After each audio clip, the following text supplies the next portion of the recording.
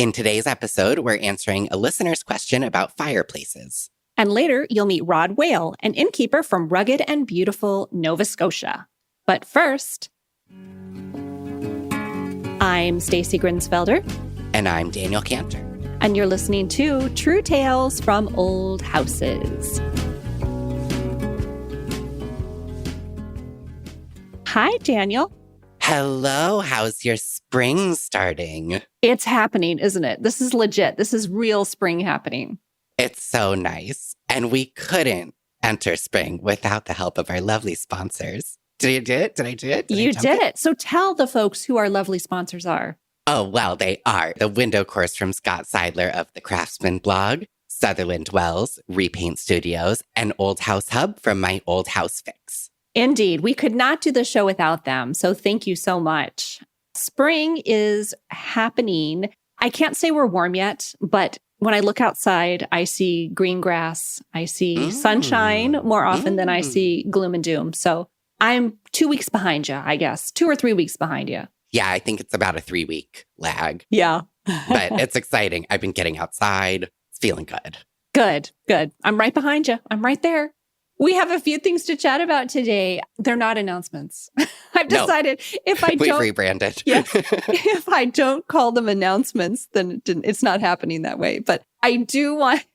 I like that we rebranded. Okay, just a little reminder that early bird pricing for the Wood Window Workshop is still in effect until April 15th. And that's a really good way to save $50 on registration.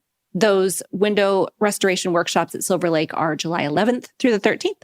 And 18th through the 20th. And it's a good time to remind you also that Silver Lake Institute is within a half day's drive or less from places like the Hudson Valley, Toronto, Philadelphia, Cleveland, and all of their surrounding metropolitan or rural areas. We're also within about 45 minutes of Rochester and Buffalo airports, and they are international airports with real airplanes, so you won't have to arrive in a station wagon with wings.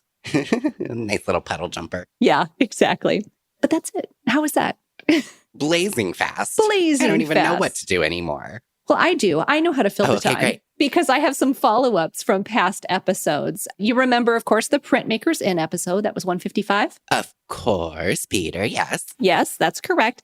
If you'll remember, and I'll remind everyone in case maybe you haven't even gotten there yet, I will remind people that Peter worked with a man named Bill. And I think Bill lived in, Connecticut, Massachusetts. Does that ring a bell? It does. Okay. I'm going to say Massachusetts. That's just what I feel in my heart. Okay. And I feel in my heart it's Connecticut. So one of us has to be right. I know the house was from Connecticut, but I actually... Maybe he was from Massachusetts. Why would I pretend? Anyway. Right. Well, why would I pretend? Yeah. So anyway, Peter acquired the house from Bill. And then, of course, flat pack fame. They disassembled the house and moved it to Savannah, Georgia.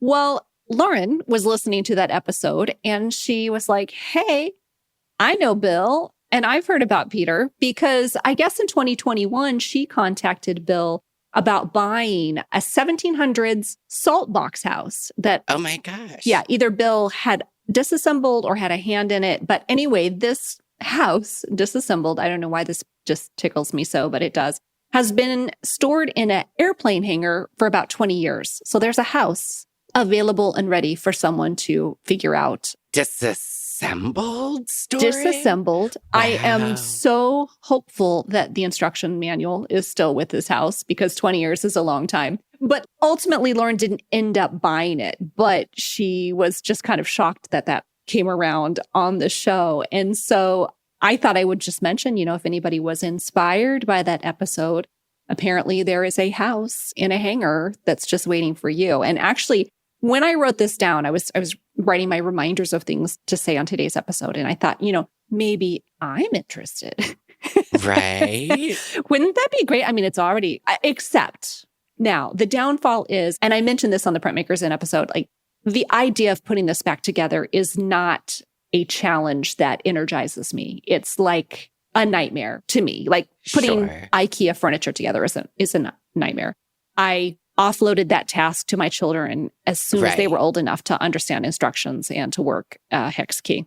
And those parts are labeled and stuff. I know they are labeled because they have labeled them, but... Yeah. It made me long for that. Remember when we were talking about the Sears kit houses where there were people that went around and actually just assembled houses for people? You know, the people would buy their kit and then their job was to just assemble it. The first TaskRabbit. Yeah. Yeah. Ye old TaskRabbit. I was thinking, gosh, if that were available, then I would absolutely do it because the finish work sounds great to me. And actually, the assembly doesn't sound terrible either. It's just the figuring out where everything goes. Right. Just feels like it might break my brain. I mean, having spoken to Peter, it sounds like in these situations, there are resources available to help you with that part of it. But this house is 20 years old, Daniel. What if a rat ate the instructions? I mean... Right. Well, the house is much older. It's just been sitting in storage for 20 years. That's so funny. It's like your boiler, just like waiting to start. All right. Well, I have another follow-up too. I love this. I just absolutely love it when people send us messages. The only thing that would brighten our days even more is if people left them by voicemail, because that's just the kind of people that we are. We do love to hear your voices, but we'll really take anything. We're thrilled. Right. So Olivia, she had just listened, I think, to 156 and 157, which I love that we have numbers now. I used to be, I couldn't remember the numbers. Now I can't remember the names of the episodes, but I will tell you that 156 was, I think, the never-ending staircase. It was that mini-sode we did where we were talking about projects. And then I had asked, or we both asked our listeners, like, listen, has anyone ever had a project that lasted 4 years for... I know the answer is yes, but for whatever reasons, you know, unexpected, or maybe it just stalled somehow. And Olivia reminded me that we met her at the House of Brinson in 2021. You were there, Daniel, because I think that was the first year, I believe, that we did live episodes at House of Brinson. We did it the 2021 and 2022. Yeah. This is good, you know. I mean, it's a blur, but... No, this is good. See, I'm fighting off dementia by like remembering these things and going back into my memory and bringing up these events that happened. This is hard work. I'm Gen X, you know? And I've accepted the dementia. Well, you're a generation behind me. So, you know, as a Gen X, I need to pay attention to my cognitive health. Fair. But House of Brinson, we were there in 2021, and Olivia brought that up. And I remember her. As soon as she said it, I was like, oh yeah, I do remember you. Because that was the first shows we did after COVID, and everybody was so excited. Yeah, I remember Olivia. Yeah, she was really nice. They were there, and they were actually planning a project. So again, 2021. And they had expected their home... So it's been done for years, right? Well, okay. So their home renovation, I remember talking about this too. I think they had expected it to take about 12 or 15 months. Well, they finally started last October 2024. Oh, kiddos. Yeah. The good news is that everything is going really well, but apparently they got stalled because there was some sort of conservation easement on the farm, and then they had to subdivide the house from the farm. And then they had to decide on the size and shape of how they would subdivide the land. And then there was a deed transfer, and then finally the building permits, and then waiting to get those permits approved. So Olivia and her husband know very well what it feels like to just wait and maybe kind of be mired in red tape. I'll say, wow. Just reading out that list is so like hard because exactly 0 of those things actually get them a better house. Yeah. You know, it's just money and time in court and documents and like, oh my God, I'm so sorry, you guys. And waiting, just waiting. Well, you said time. I guess time is waiting. But yeah, super frustrating. And I think we're all we look through our rose-colored glasses or whatever, and we think, oh, it's just going to take a little bit of time. We all know that's not true. The red tape of it all. Ugh, nightmare. A secondary nightmare for me. I think it's the hardest. I think it's the worst part of all of this work. I definitely think so too. Yeah. Beg for forgiveness, right? Isn't that how that works? That's what I want to do. Has anybody followed up with you on anything like social media? I know some things happen behind the scenes with you, and I didn't know if you'd received any follow-up. Your answer does not have to be yes. I just didn't want to end this section without asking you. Well, actually, I do have a thing, which is a couple of people, we'll link it in the show notes. A couple of people have sent me a reel on Instagram that is a Lustrin home that's for sale currently. So it has a lot of photos of the interior. I saw it. Syracuse, right? Yes. Of course, we both, got tagged and shared a bunch. Which I just love. I love that Lestrin, for some reason, has stuck with us. I feel like we barely intended to even talk about it. And then it just keeps coming up. It's stuck. Yeah. I got tagged in the same one. And then somebody sent me messages and they said, I think there are 24 Lestrin homes in Erie, Pennsylvania, which is, I don't know, hour and a half, 2 hours from me. So now I've been cooking up this idea of an old house meetup in Erie, Pennsylvania, where we all go and see, just a drive-by of these that sounds Lestrin homes. Doesn't that sound fun? Yeah. Yeah. Just like a gang of old house people walking down people your wondering street. why there's a parade. Yeah. A parade of cars driving by all the Lestrin homes. Yeah. We do a synchronized march. Yeah. But I will say that one in Syracuse was pretty pristine. Yeah, it looks really cool. I mean, I think a lot of Lestrin homes, they get altered over time. Maybe the outside gets covered up or, inside or whatever. I don't know. But this one had like all of the details, like the little built-in vanity in the bathroom. And it was really cute. Super cute. I still don't want to live in one, but it's really cute. But they're cool. They're super cool. Yeah, definitely. I think I posted it too. And I said something like, move here and start your magnet collection. Like everything's stuck to the walls. Perfect plan. All right. Well, we have a couple of minutes before our first break. So what has been happening with you? Anything earth-shattering? Well, I think this is pretty fast, but can I ask you a personal question? Yeah. What is your favorite variety of apple? Oh, see, I don't know a lot of choices, but I will say if I have to go to the grocery store, I'm going to get a Gala or a Fuji. That's it.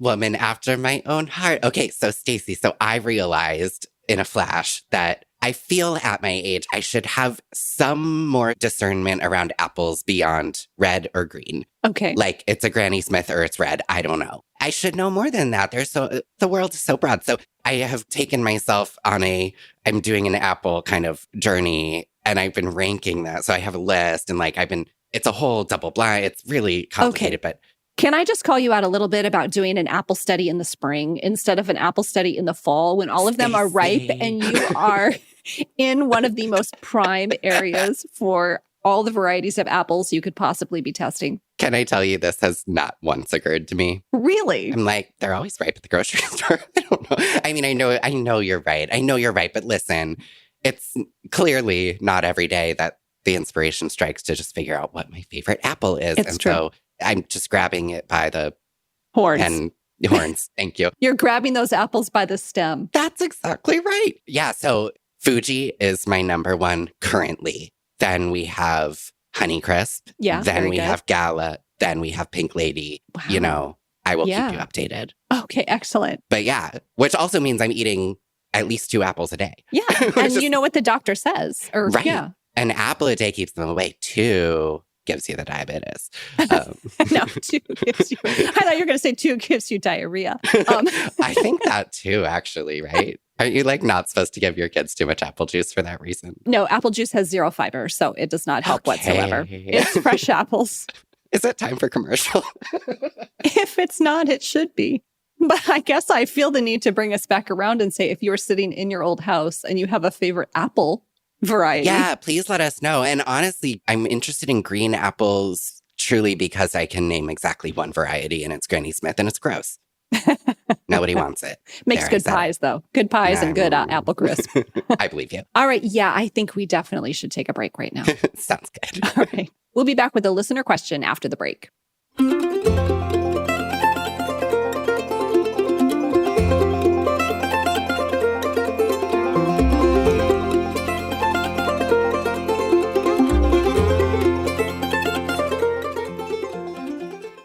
True Tales from Old Houses is supported by The Window Course. The Window Course was created by Scott Seidler of the Craftsman blog, and it's a step-by-step, do-it-yourself program that will teach everything you, the homeowner, need to know to successfully restore your wood windows. It's self-paced, so you can go as fast or as slow as you need, and there are also several price points to fit your needs and budget. Now's the perfect time to study up on how to restore the windows at your house, and the Window Course has all of the information you need all in one place. Scott has a special deal for his students. If you sign up for the Lifetime Access Package or the Training Package, you'll get a free infrared paint remover, and that's a $100 value. The Window Course is also offered with a money-back guarantee, and Scott is offering the True Tales from Old Houses community a special discount. For 10% off, visit thewindowcourse.com and use the code TRUETALES. True Tales from Old Houses is also supported by Sutherland Wells. All of Sutherland Wells products are handcrafted in Providence, Rhode Island, with the highest quality, sustainably grown tung oil. Tung oil, native to China, has been used for centuries as a durable finish for wood, metal, and stone. Now, unlike polyurethane, tung oil finish actually penetrates the surface of the wood, so it flexes and contracts as conditions change. That makes it the perfect pre-finish or protectant for everything from fine furniture to window sash and sills. I recently used the exterior polymerized tung oil in medium luster for my brand new porch floor. It is Douglas fir, and it is absolutely gorgeous. I did 3 coats, and it's smooth as velvet and completely sealed for our harsh New York winters. I also recommended the wiping varnish to a friend who used it on their butcher block kitchen countertops and absolutely loved it as well. Excellent news. And Sutherland Wells has an entire product line for whatever you're working on. Siding, hardwood floors, furniture restoration, cutting boards, you name it. To learn more about the complete product line, visit Sutherland Wells, that's WELLES, sutherlandwells.com. And to save 10% on your first order, use the coupon code TRUETALES.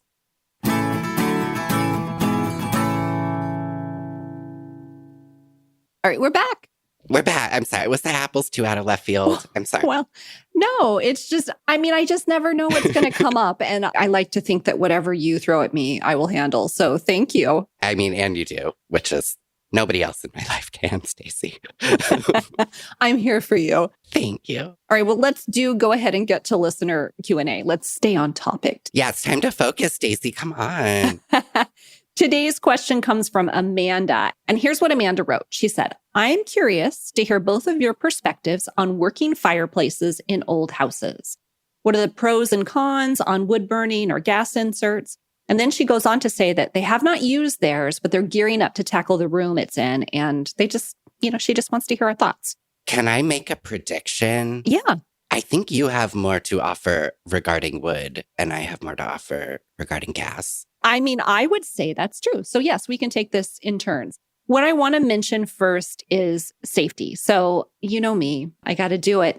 Safety-wise, before you even think about putting anything in this fireplace, I would suggest having that chimney inspected and have it cleaned, especially if whatever you're going to do. You might have birds in there. You might have creosote buildup from years and years of fire. So I want to mention that first. Strong second on that one. Yes. Okay. Yeah. What we don't know is that even if you go all the way up the chimney or halfway or 2/3 or whatnot, there may be a big crack in it. And that crack could be all the way through. And if you have any embers or anything, it could go up in through that crack and then set something on fire in your chimney or in your walls or whatnot. So I can't, even in good faith, say anything else about fireplaces without mentioning the safety aspect first. Yes. With that out of the way, go ahead. Why don't you start with gas? Because you said you have a lot more experience with that. Yeah. Well, so I guess I have sort of a nuanced view of it, which is I put in ventless gas logs in my fireplace in my kitchen several years ago. Part of what went into that decision was that I did really want the fireplace to actually be a heat source, not just like pretty. I also wanted it to be safe. And I actually started with thinking I wanted wood burning. And what I discovered there were 2 things. And this is where, like Stacy said, like call in a professional. Do not mess with fire in your house because you're feeling cheap. Like don't. So basically I was told a couple things. Number 1, for wood burning, like an open wood burning, this was totally not the fireplace for it. The firebox isn't deep enough. You can't confirm combustibles, all of these things. For a wood stove, which is very charming and lovely, essentially even the smallest wood stove, because of my old house and it has, walls and doorways, they were like, you will get heated out of that room in 5 seconds. Like, do not do it. Oh, interesting. And so I didn't. I did do a ventless gas insert instead, which nowadays you can get. They have a little clicker. It has a thermostat on it. So you can either just turn it on or off at will, or it can actually turn itself on and off with this clicker. What I have learned over the years, number 1, shortly after I did this is when I feel like a lot of stuff started happening in the media and especially in New York State around gas appliances in your home, period. And so I didn't, I think we're all vaguely aware that it can't be great, but I was not as aware as I am now of sort of the issues with your indoor air quality running gas appliances like that are ventless. So that's number one. Number two, trying to use it as a primary heat source, even just in that room, I believe has gotten very expensive. So this is not a long-term solution. I did this in part because a friend of mine had two fireplaces sort of centrally in his house, and he did this and basically said, these are a lot cheaper to operate than my boiler, and they effectively heat the house most of the time. And it gives you some ambience. So I'm like, oh, sounds great. In my house, it wasn't really that situation because I'm really only heating like one space. And so you still are running the boiler plus that. So it gets expensive. And then the last thing is kind of just back to the safety of what actually is safe to have in your space. So these days, I really do encourage people to look at electric solutions. A lot of these electric inserts have gotten way, way, way better looking. They're efficient, they're clean. It just feels a lot safer. And I think that's something to look at. That's really good to know. Okay. I feel like I just like vomited a bunch of words, but. No, that's okay. So I'm hearing pros are that easy to operate, safe-ish. Well, I guess I should say safe from combusting. But then like cons would be, you said you're finding it a little bit expensive, plus it could ruin or damage the indoor air quality, or affect, I should say. It could affect the indoor air quality. Yeah. And actually this year I don't know, it has those fake logs, you know? Yeah. And one of them was like a little too close to the flame and I didn't notice it for a long time. And it was getting like black and actually like sending smoke. Oh. And I realized this spring, as I've been sort of like spring cleaning, like I have to wash all of my walls. All of my walls are like a little bit sooty. Yeah. It feels like I've like come out of the coal season. It feels very old-timey. Yeah, it is dirty, which I've not experienced before. It's the way the logs were arranged. But in any case, just a thing another reason I didn't know I didn't really like this thing. Okay, well, when it comes to wood, I guess I would say that when you have an open pit fireplace that's meant to hold wood, that's a big source of the chimney where heat can escape. When you don't have a fire in, your heat can just kind of go right up the chimney. So you want to close the flue, but sometimes flues are not they don't seal up really well anyway. So sometimes you get a lot of heat loss out of there. So if you're not using it, then you would want to make sure and put something up there to make sure your flue is sealed so you don't lose the heat in the room. Obviously, you have the flue open when you have a fire in it with wood. But likewise, the heat from the fire really just goes up the chimney. So I have found in the larger fireplaces, and I think this is common knowledge, that they aren't really a heat source. They are an ambiance source. And so in my fireplaces, I have 4. One of them in the basement, never touched. The other 3 are functioning. I went through the inspections. I went through the cleaning. In fact, in the back, there are 2 fireplaces are attached to one chimney. I had that chimney rebuilt. It cost a small fortune, by the way. And even so, I don't burn firewood. I burn those fire logs just for ambiance whenever I want to, because I'm not really getting heat from it. And I also want to keep the flue sealed more frequently so that I don't lose the heat from the house up the chimney as well. So if I'm having a party, I'll put fire logs in, and that's really nice. Upstairs, I don't do anything in the fireplace because I don't want to clean it.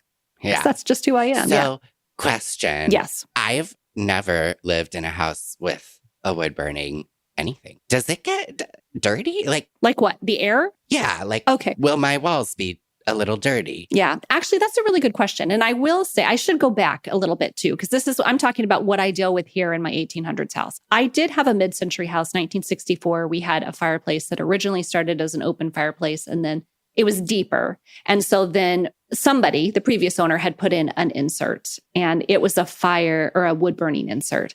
And no, the answer is no. I did not get any additional dirt or, as long as the flue was open and you got it nice and hot and everything was going up before the blower came on, or you usually start the fire, you open up the doors, the flue is open, then you start a little fire, and then you got to make sure that as soon as the chimney starts heating up, then the smoke goes up and all that stuff. It's a thing, sciencey. It's very sciencey. I mean, right. Right.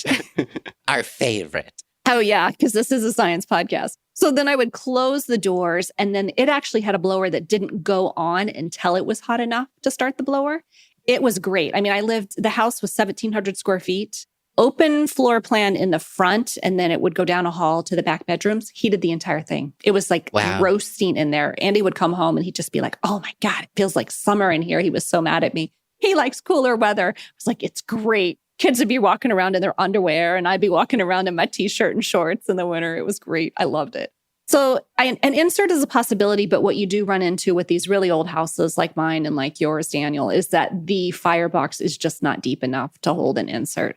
So I don't know. I think that's a lot of information. There are pros and cons to everything. Firewood, of course, you have to go out and get it, or you have to stack it and you have to keep it, or it has to season if it's from your property, or if somebody delivers it, you need to keep it somewhere where it's far enough away from your house that you aren't getting rodents in it or spiders that are also going to get into your house. So there's a lot of environmental things to think about with fire or with firewood, but also it sounds like with indoor air quality with gas. So I think that's about it. I think that's about all we can offer today. I think end of the day too, just whatever you decide to do, don't make it your primary method of heating. It's just too much of a pain. I think we're past that now.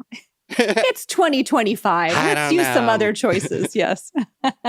We have options. All right. Well, thanks, Amanda. That was a wonderful question. And I just want to say that if anybody else has a question for us to answer in an upcoming episode, shoot us a message by the contact form, or of course, leave us a voicemail. Daniel, do you want to tell them how to leave a voicemail? There is a mic icon in the bottom right corner of the home screen of our website, truetalesfromoldhouses.com. If you click that and follow the prompts, you can leave us a voicemail efficiently and easily, just like I listed out this instruction. Did I get it right?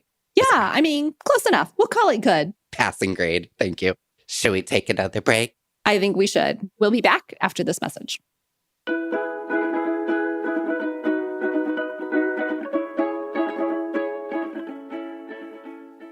True Tales from Old Houses is supported by Repaint Studios. In the past, how did you store your paint tray when you were mid-project? The worst way, Stacy. I would use those cheap plastic liners and then I would store them in the trash. Well, you won't get any judgment from me because I used a garbage bag and that was a sticky mess. But now I use the repaint tray. I am also a recent convert, so let's spread the word. Billy, the inventor, knew that this was a problem for so many, so she created the solution. And now her woman-owned business is disrupting the paint industry. The repaint tray solves that mid-project paint storage problem. It has a reusable silicone liner, an airtight lid, and it keeps your paint fresh for weeks. Weeks, like weeks and weeks. It's like Tupperware, but for your paint tray. Exactly. And the tray itself is also a really heavy-duty metal, so it doesn't slide around, wobble, or bend. Plus, when you're done painting, you can just let that paint dry right in that silicone liner, and then you get to peel it out, which is exactly as fun as it sounds. The tray, silicone liner, and lid are built to last, which is better for you and the planet. It's the last paint tray you'll ever need, so save those garbage bags for the trash can. Snag one for yourself at repaintstudios.com, and to save 10% off your order, use the coupon code TrueTales10. That's TrueTales10. True Tales from Old Houses is also supported by Old House Hub, brought to you by My Old House Fix. I have a question for you, Daniel, and you can answer for our listeners. Have you ever spent hours scrolling Facebook groups, Reddit threads, obscure websites, random YouTube videos, trying to find answers for your old house project? Oh, Stacy, of course I have. And half the time I end up on like a deep dive where I come out 3 hours later. I know everything about Victorian paint colors and no idea how to fix my house. That's why we are so excited to tell everyone about Old House Hub from My Old House Fix. Yes, we are. It's like your headquarters for all things old house. It's an exclusive online community where you can gather resources, browse archives by topic, connect with fellow enthusiasts, and get expert advice. It's a place to share your passion without getting lost in endless social media feeds. And no creepy AI algorithm suggesting totally unrelated content. It's just good, meaningful conversations with people who get it. No more scrolling, no more headaches, just connection and answers. It's the beauty of old school internet for old house lovers. And the best part is right now, True Tales from Old Houses listeners can get a 1-year membership to the Old House Hub for free with the coupon code TrueTales. That great deal is only available during this season of the podcast. When season 12 ends, the deal ends. So don't wait. Visit oldhousehub.com to join the Old House Hub community for free and finally have a go-to place for your old house questions, projects, and inspiration.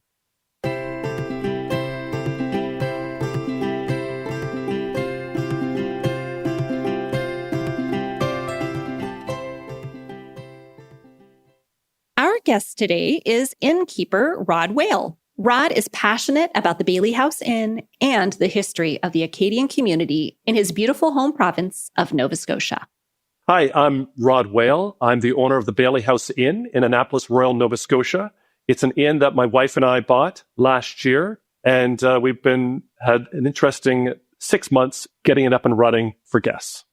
Welcome, Rod. Hello and welcome. We're so glad you're here. I didn't realize that you had bought the inn so recently. You are new owners of this inn. We took possession in February of last year. We moved in July, but I actually made the purchase agreement, about 18 months ago. It's a long closing. Wow. Yeah, that is long for sure.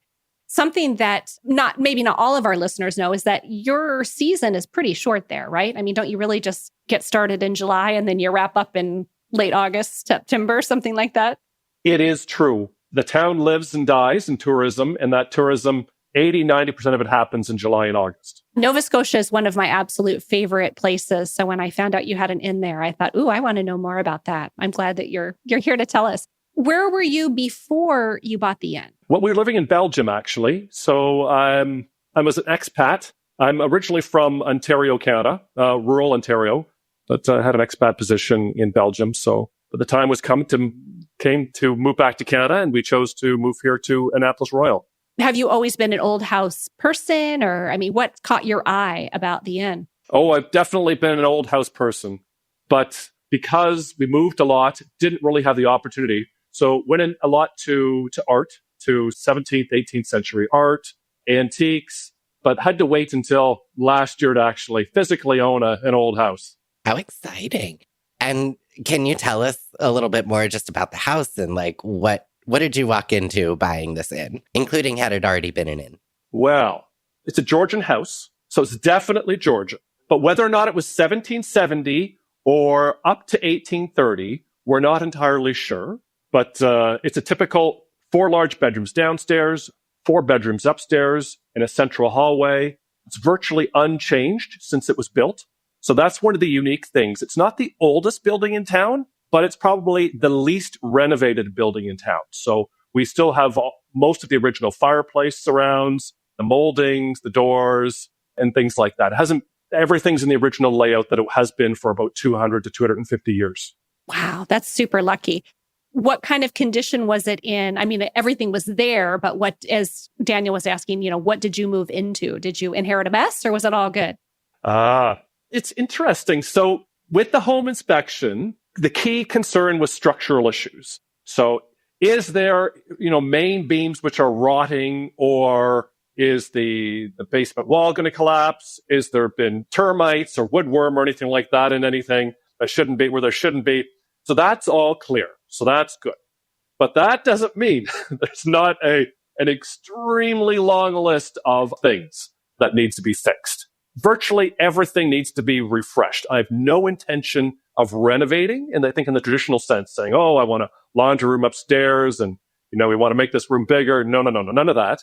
It's just a matter of making sure that the door is open, the pipes don't leak, there's no water coming in the basement, the roof doesn't leak, the fun stuff. Yeah. Oh, wait, you mean doors are supposed to open? I think that's my ongoing struggle here, is getting doors to stay closed when you want them to stay closed and keep them open. Well, when they work one day, they won't the next. That's sort of the rule. I have 2 days a year that my bathroom door actually latches. And it's very exciting when it happens. Yeah. Summer doors versus winter doors. Yeah, for sure. I guess, first of all, did you have a former life doing something totally different, or is this a continuation of a longer career? No, it's totally different. So I'm an accountant by training. My dad was in construction, so I kind of grew up with it, but I was never really interested enough to make it a career. I went into accounting instead. Although, having said that, I've always had a passion for history. And, I started buying art and antiques in Europe, in Belgium, about 5-6 years ago. And I think I probably relate to you guys to a certain extent, which is I like the fixer-upper art.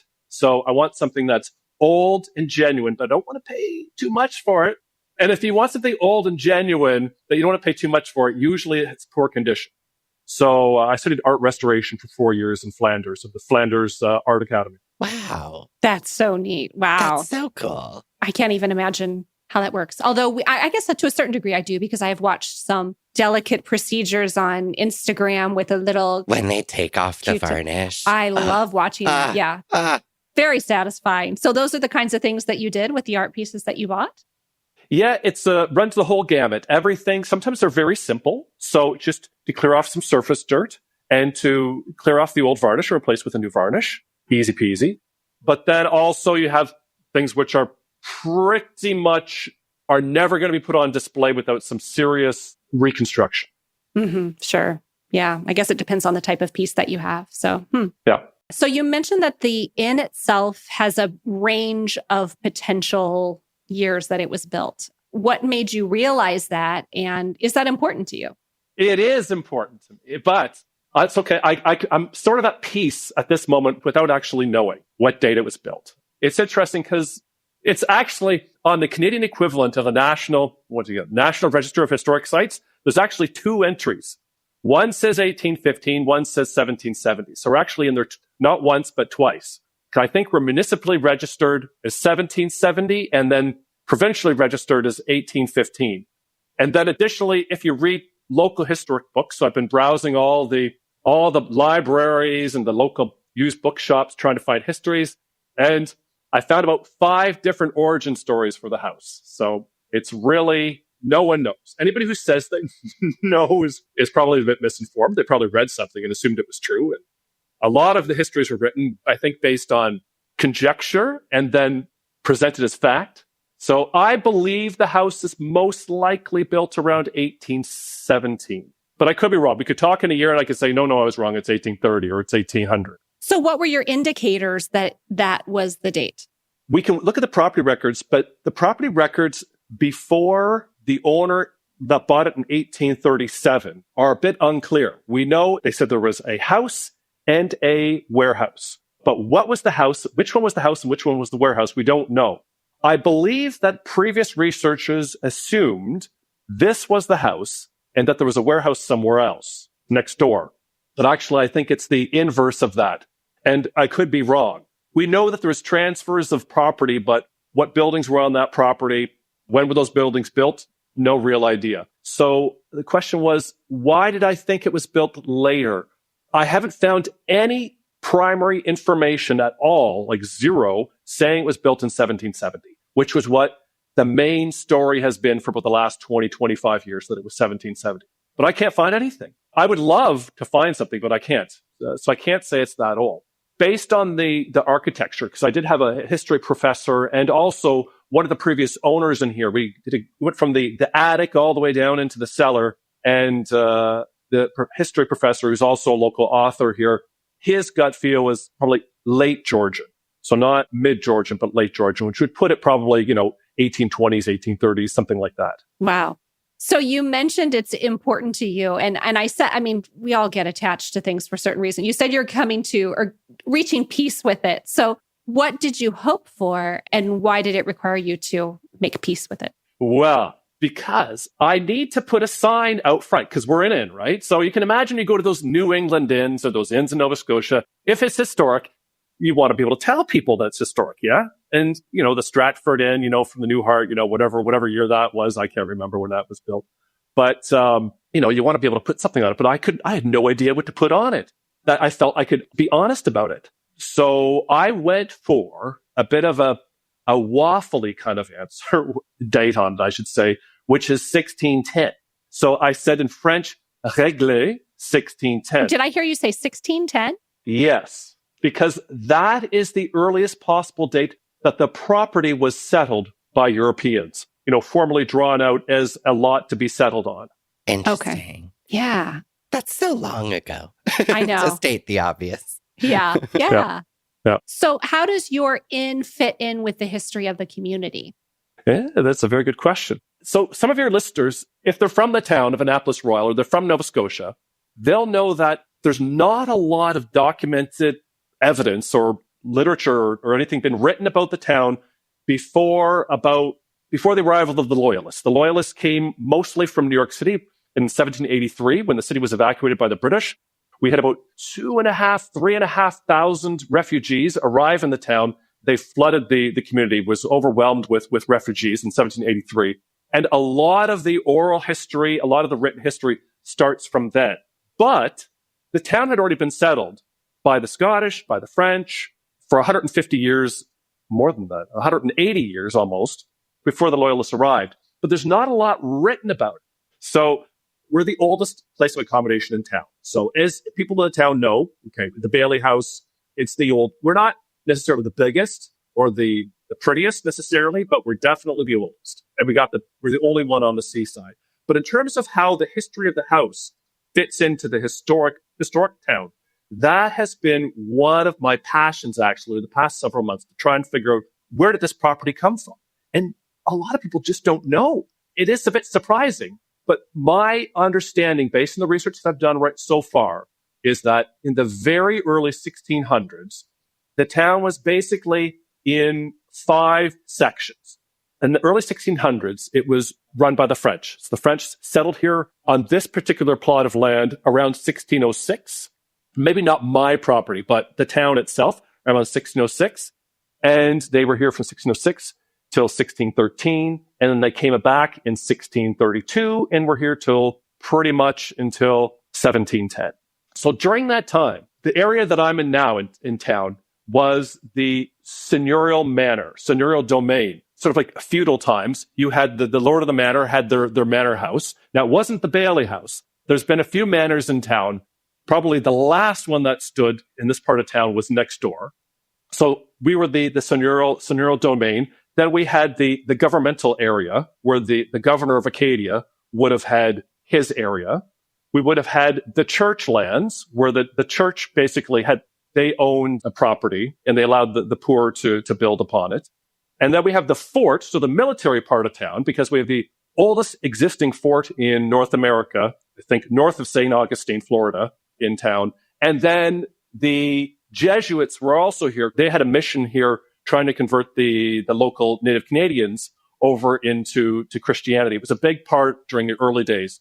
And so they all kind of had their own sections of town. And this section of town was that of the sort of the seigneurial lord of the manor, so to speak. Although not this house. Don't overgrandize this house. This house only dates from around 1817 or something like that. It doesn't go all the way back to 1610. Although having said that, I believe, and I'm convinced, the back part of my cellar dates from around 1688, 1690, because there's definitely was a building here before they built the Bailey House. It wasn't a green piece of land. Basically doubled up the size, the footprint of the warehouse. I believe it was a warehouse that was here in 1686, and then built the Bailey House, a Georgian building right on top of it. It sounds like it's very similar to a lot of the stories in the United States. And I think it's worth noting, too, that the original tribe, I think, was the Mi'kmaq, right? Weren't they the tribe that was there before all of the Very good, French? Stacy. Well, thank you. I told you I'm slightly obsessed with Nova Scotia. I love its history. And when I went on a trip there, they were talking about incorporating the Mi'kmaq language back into the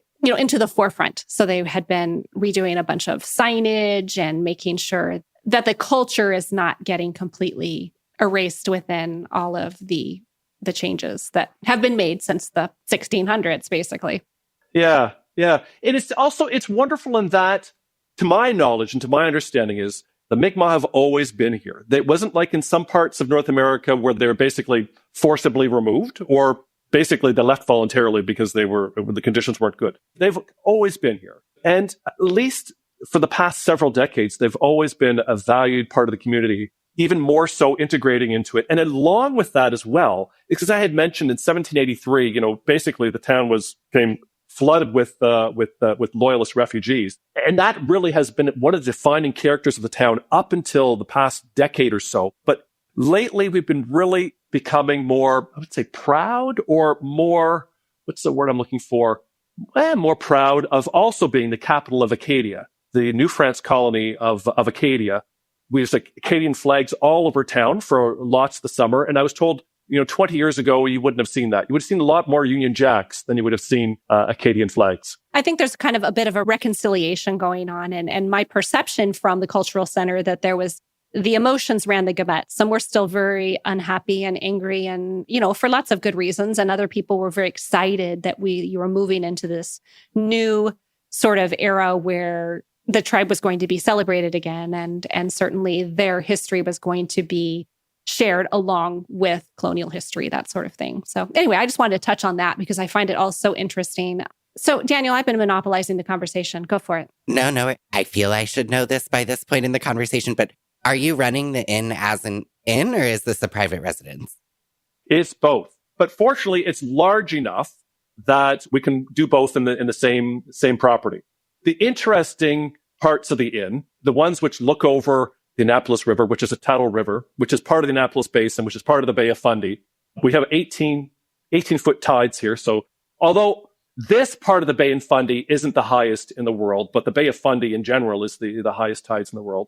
Sort of the more glamorous part of the inn is sort of the house is for the guests. We're at the back. And there's a bit of an annex, a newly built annex at the back of the property where we live most of the time. Gotcha. How newly built, just out of curiosity? 2000. Oh, okay. Brand new. Yeah. Nice. Sounds comfortable. Give it a few more years, though, and it'll be historic, right? Some people think it is historic because the name Carriage House is a bit false, I would say, because there were never any carriages in it. It's better to call it the garage with bedrooms attached to it. Not a lot of carriages in the early 2000s, but yeah. No. There's an interesting story there, actually, because one of my neighbors said, oh, because there used to be a hotel next door. And they're like, well, where do they keep the horses? Where do they keep the horses? Like, were they at the back of our properties? Where the stables where they kept these horses? And it's interesting because I saw a picture of our street from probably around 1870. And you can see that the stables were actually on the other side of the street, which actually makes sense because then you just shovel all the muck out into the river and let the tide do its job. Yeah. Gross, but yes. Yes. So what would you say? I mean, when I think of being in a seaside building, basically in Nova Scotia, I think that building must just get beat to heck all the time. So what is the upkeep like for a building where you are? Ooh, well, it's so far so good. It hasn't been beat to heck in that, most of the clientele are boomers and they really come here because they really respect the building. They respect the area. There's no, no bachelorette parties or anything like that, anything like that happening. So far, so good. I've been really pleased with that. I was a bit worried because I wouldn't say these are valuable antiques, but they're quite old and they've lasted this long. So, I want to keep things going along, but still having said that, everything in the house is old. So I think I mentioned in my notes before that, I've got my tool belt ready to go. I've got my toolbox ready to go because I've lined up my contractors, the plumber, the electrician, the handyman. I've got them on speed dials so that during the summer, if something goes wrong, we can pop into action. And the town is usually pretty good with that way. Getting a plumber in, it can be quite difficult because they always prioritize based on urgency. And if I told him, oh, I need you to have some work done in the basement, because I just called him just before we had this call. He's a busy guy, he's always reprioritizing. But I think it was July, and I said, we have no water. He'd be here in 10 minutes. Sure. Yeah. That's how community works. It's nice to know it's the same everywhere. I'm just impressed you have all those people lined up. I think that's one of the hardest things when you're fairly new owners. So you're very early in your maintenance journey there at Bailey House. And one of the hardest things to do is to find reliable people that will do the work the way that you want it to be done and safely for the house. So kudos to you. You're ready. Yeah. You are prepared. Yeah. Excellent. I wanted to ask, I feel like shifting gears, buying an inn, doing this, like it's such a pipe dream for most people, but you actually did it. So could you talk about what went into that decision and maybe were there kind of unexpected surprises around doing this as a business as well as your home? Well, that's a good question. You asked some very good questions. So different things, some were personal in nature, which I can't really get into.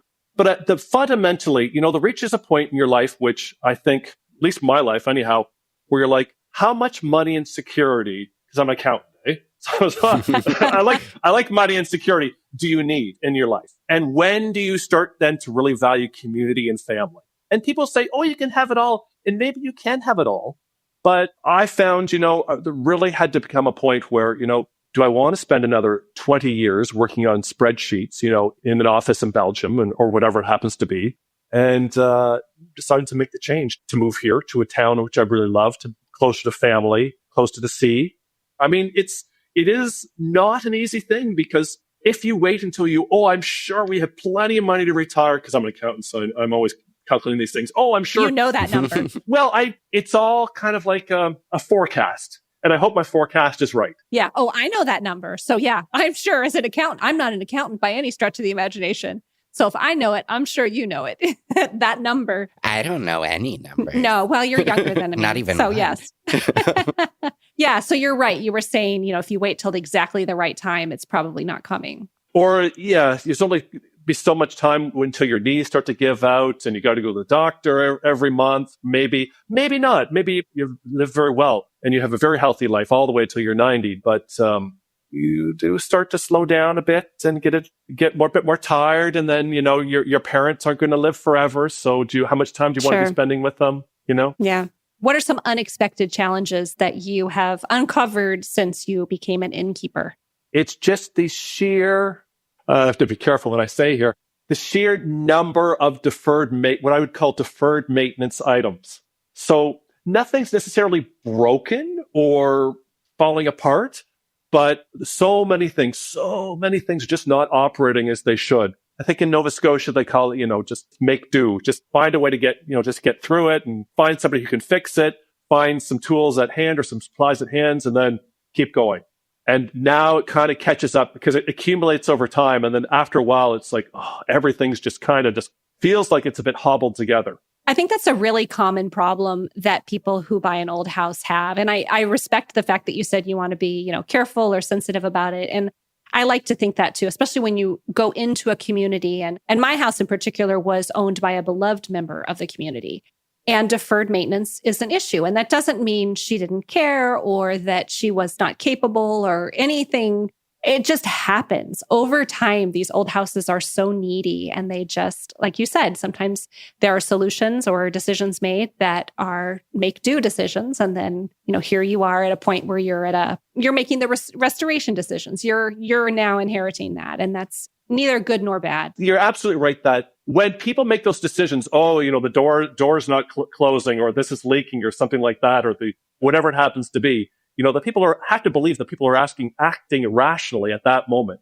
And part of that rationality might just be, how can I make it last another year?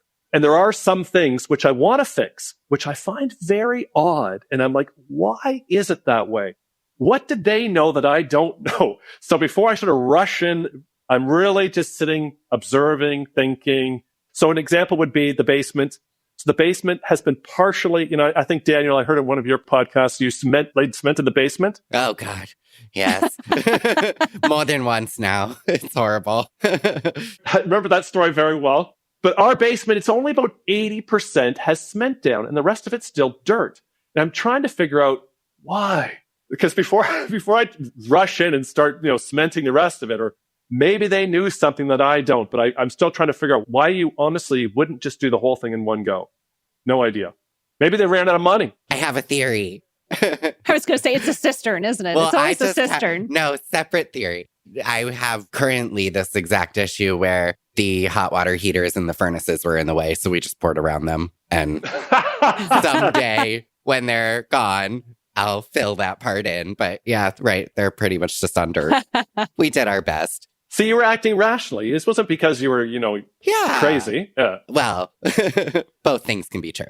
Although in 20 years, somebody who comes in afterwards and things move around, they're going to think, why on earth did they not finish this basement? What's going on here?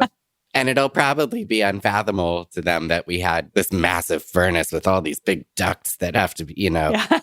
They have like a little suitcase size heater for the whole house. Yeah. Technology. Yeah. Like it's the size of an iPhone. Mark our words. We're going to have to come back. If this podcast is going on that long, we're going to come back and have like some sort of time travel and see what furnaces were like in 2025. Hopefully we've made some headway. Oh, I hope so. So at this point, you're facing your first complete season of guests, right? Because you had a partial season last year. You've got your first full season this year. Gosh, I'm excited for you. How has that been inviting guests? Is your wife's not here. She can't speak for herself, but is this something that she's enjoying too? Or does she have a job outside of the inn that she goes to on a day-to-day basis? Well, we both have jobs outside of the inn, but she's a teacher. So she's going to have the summers off. I'm the handyman. I'm the George Utley, so to speak. Maybe you guys are too young for my, pop culture, examples. But I'm the handyman, go around fixing. I'm also doing finances and IT and stuff like that. Okay, so you have to tell us who George Utley is now, though. Oh, he's the handyman from the Newhart TV show, which aired in the 1980s. Oh, that was going to be my guess. I was going to guess it was a Newhart reference. Okay, I'm with you now. Is that a Canadian program? No, it was it was Canadian, but it was also a U.S. But it program. aired here. Yes. We love to produce TV there. Yeah. Fascinating. Oh, yeah, I don't know. Definitely East Coast. So Maine, wasn't it supposed to, New Hampshire or something like that. It was supposed to have taken I think place. so. I don't remember where, but yeah. Oh, it's a fictional show? Oh, it was a fictional show, yeah. Oh, can you recap the entire plot as well, now that we're here? No, I cannot. But there was a dream sequence. Yeah, it was, Newhart came back twice, but yeah. Fascinating. Yeah, we'll talk about it off air. So, yeah, it sounds like you've got a good summer coming. The reason why I asked that is because you're actually the second innkeeper that we've talked to this season. It's the innkeeper season. But my husband and I always joke about it. I'm like, wouldn't it be great to turn this house into a bed and breakfast? Because it's a big house and I don't have, my kids are grown and almost, we'll see if they ever fly. But yeah, they're getting there. And I said, we could do a bed and breakfast. And he's like, oh, I don't want anybody around. Like, I can't do that part. And I said, well, I don't want to make breakfast either. So we were like, okay, maybe this wouldn't be a good idea for us to have a bed and breakfast. So I don't know. But with a short season like that, maybe it would be, I would think that would be a really good way to kind of settle in and see how you feel about it. Yeah. So, we'll see how it goes. That's the intent, is to be operating year round. But in terms of, are we going to be open, 365 days a year? Probably not. But neither did the previous owner. But I have to also, back to one of your previous questions, I just love talking to people about this town. I really love this town. I've sort of been dreaming about this town since grade 7 history, when we first learned about it in Canadian history. I didn't mention it's depending on which definition you use, we're the oldest European settlement north of St. Augustine, Florida, permanent European settlement north of St. Augustine, Florida. So it's sort of been in my mind for all those decades. And I love talking to people about it. I also love talking to people about the early history of the town, because like I said, from about 1783 onwards, it's fairly well documented, and people already know about that from other things they'll see in town. But one of the perspectives that they'll get from coming here is what happened during that first 180 years of the town that wasn't necessarily associated with the fort, because we have Parks Canada running things at the fort. There's also a recreation of what they call the habitation, which is sort of like a little fortified housing area, communal housing area that was rebuilt in the 1930s. It was originally built in 1605. So they know about that. But in terms of like, how do people live, who lived there, what were the streets like, what buildings were here during that first 180 years of the town, there's not a lot out there. So that's something I really am passionate about, to be able to share to guests and to tourists when they visit Nova Scotia. You sound like the perfect innkeeper. I'd visit. And I imagine, I don't know for sure, but I suspect life was pretty tough in Nova Scotia in those early years. I think it would be pretty brutally cold, some winds, maybe a little hard to grow any crops. It just sounds really hard to me. The death rate in the first, say, 5 years was incredibly high. It was over 50%. But I think, without me going too much down a rabbit hole, it was incredibly harsh. In fact, the whole colony, before it was Annapolis Royal, it was Port Royal. It really was skating on thin ice, so to speak, right up until 1613. So in 1613, from Jamestown, Virginia, we had Samuel Argall came up trying to wipe out the French colonies, and they were successful. They burnt the habitation to the ground.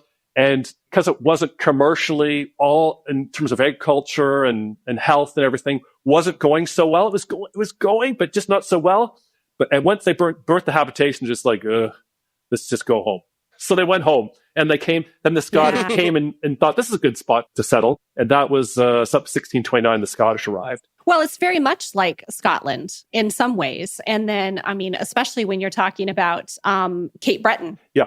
So not only is the name of the province Nova Scotia is New Scotland. We were the first Scottish settlement outside of, pretty much the only one outside of Scotland. So they settled here in 1629. In fact, they were the first people that really tried to get things going as a town here on the town site. But then, of course, the Scottish lost. They were only here for 3 years and they had to hand it back to the French due to a treaty. But then, once in 1800s, thousands and thousands and thousands of Scots came here, not just here to our part of Nova Scotia, but then also, as you mentioned, up in Cape Breton. So I guess this is an unfair question to ask you, but I'm going to ask you anyway because we're wrapping up. As a new owner, you may not have the answer to this, but do you have any sort of big picture plans for this building? I know you said deferred maintenance is kind of your priority right now. Do you have some sort of hopes and dreams for this building in the future, or you're just not there yet? I wouldn't blame you. Is hopes and dreams. I just really want to honor the Acadian heritage of this town. There's nothing wrong with the Loyalist history of the town or the Scottish history of the town, but Annapolis Royal was the capital of Acadia for almost 150 years, including also the capital of Nova Scotia for almost 150 years. And the Acadians, as I'm sure you're aware, they were deported from mainland Nova Scotia in 1755. And this was the capital, not the capital city, it's a town, but it was the capital. We have almost 8 million Acadians and Cajuns alive today who can trace at least one ancestor back to this town. But because it's not so well documented and promoted, it's almost like a part of their history is gone. So the origin story of the Acadians, for the most part, seems to be around the deportation, around 1755, when they were forced to leave. So tens of thousands of Acadians were forced to leave from Nova Scotia. And there's more to the story that goes back another 150 years before that. And I'm hoping to share that story and really build upon it and get that information together and share it with people. Because I think, everybody loves to know, not everybody, but most people really love to know, where did my family come from? Where did they live? And if you're Acadian, if you're Franco-American, there's a good chance they came from here. Mm-hmm. Super interesting. Well, thank you so much, Rod, for sharing this time with us and telling us more about your inn and the history of the area. It's been a lot of fun. Gosh, it's fascinating to me. And as someone who, I said it in the beginning, I'll say it at the end here, who absolutely adores Nova Scotia, I just can't get enough of your information. The history and the inn is just beautiful. So if people want to book a room with you in the summer, July, August, September, maybe, if you're lucky.